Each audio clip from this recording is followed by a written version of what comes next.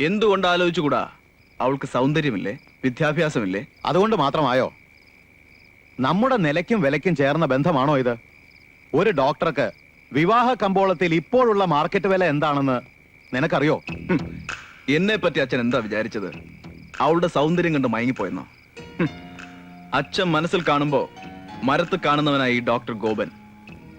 മനസ്സിലായില്ലല്ലേ?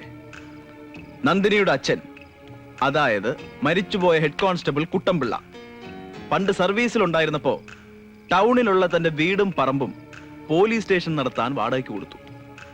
ഇന്നും അതൊഴിയാതെ കിടക്കുന്നു. സിറ്റിയുടെ ഹൃദയഭാഗത്തുള്ള ആ സ്ഥലത്തിന് ഇന്ന് ലക്ഷങ്ങൾ വിലമതിക്കും. സ്ത്രീധനമായി അത് ഞാൻ ആവശ്യപ്പെടും. സ്റ്റേഷൻ ഒഴിഞ്ഞു കിട്ടിയാൽ അവിടെ ഉയരാൻ പോകുന്ന ബഹുനില കെട്ടിടം, എന്റെ സ്വപ്നമായ ഹോസ്പിറ്റൽ, അതിന്റെ അടിത്തറയാണ് ഈ കല്യാണം. കെട്ടാൻ പോകുന്ന പെണ്ണിനെ കുറിച്ചുള്ള ഫുൾ ഡീറ്റെയിൽസ് നീ ചകഞ്ഞെടുത്തു അല്ലേ? Of course, you are great my son. എങ്കിൽ നാളെ തന്നെ പെണ്ണിനെ കാണാം. കാര്യങ്ങൾ ഒത്തുവന്നാൽ കല്യാണം ഉറപ്പിച്ചേക്കാം.